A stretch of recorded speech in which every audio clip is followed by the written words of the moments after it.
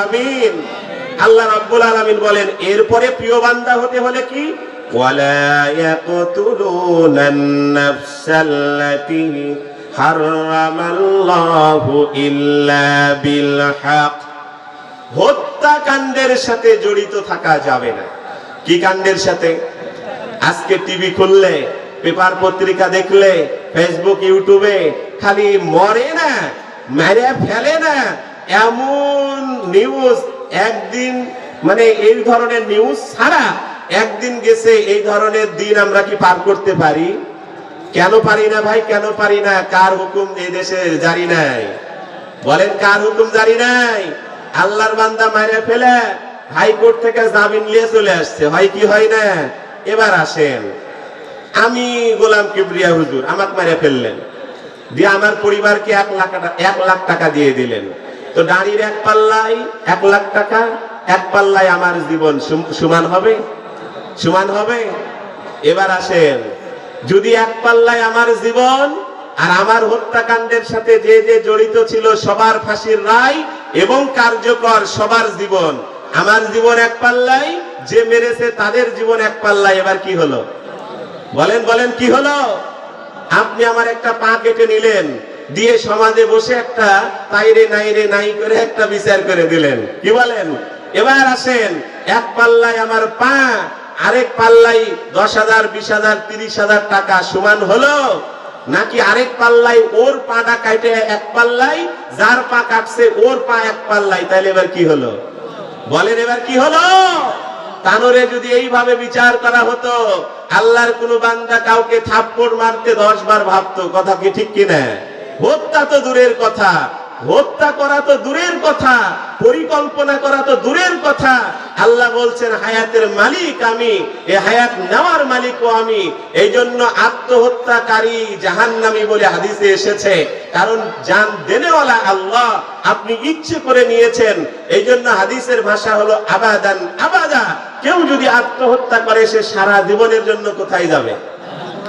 এমনকি উলামা ইকরাম এখানে আছে, বড় বড় আলেম উলামা, যেন ওই জানাজায় শরীক না হয়, বরং যদু মধু কধু ওকে দিয়ে যেন জানাজা দিয়ে দেয়, যাতে মানুষ মনে করে আত্মহত্যা বাবা করা। কিন্তু আমরা চাকরি করি তো, কি বলেন? আপনারা নামাজ না পড়লেও জানাজা দিতে হয়, আপনারা 10 বার 5 বার ধরা পড়লেও আমার এক জানাজা দিতে হয়, আপনারা যত আকাম কুকাম করেন তাও আমার বলতে হয় আল্লাহ জান্নাত দিয়ে দিও, কারণ না হলে পরের মাস থেকে তো আমাদের আবার বেতনেরও ব্যাপার থাকে। এই জন্য আমরা বলি, কিন্তু ও আল্লাহর বান্দারা, আমরা হয়তো বা আমাদের স্বার্থে বলে দিলাম, কিন্তু কবরে তো কোনো স্বজন প্রীতি করা, বলেন হবে? হবে? আল্লাহর আদালতে কি স্বজন প্রীতি আছে? কুল হু আল্লাহু আল্লাহুস লাম ইয়ালিদ। আল্লাহ কি কারুর থেকে জন্মগ্রহণ করেছে? তাহলে আল্লাহর কি আব্বা আম্মা আছে, দাদা দাদি আছে, ওই তরফের কোনো আত্মীয় আছে? ওয়ালাম ইউলাদ। আল্লাহকে কি কেউ জন্ম দিয়েছে বা আল্লাহ কাউকে জন্ম দিয়েছে? না। অতএব আল্লাহর কোনো আত্মীয় স্বজন নাই, ফেরেশতাদের কোনো আত্মীয় স্বজন নাই। অতএব দলীয়করণ, স্বজন প্রীতিকরণ কবরে, বলেন বলেন কবরে, পরকালে। অতএব এখন থেকে আপনাকে সাবধান হতে হবে। আল্লাহ তাআলা কুরআনুল কারীমে সূরাতুল বাকারায় বলছেন, আমার কোন বান্দাকে বাঁচানোর জন্য একটু যদি চেষ্টা করে আর তার চেষ্টায় যদি একজন ব্যক্তি বেঁচে যায়, আল্লাহ বলছেন সারা পৃথিবীর মানুষকে বাঁচালে যে সওয়াব হবে, আল্লাহ তার আমল নামায় সেই সওয়াব দান করে দিবেন।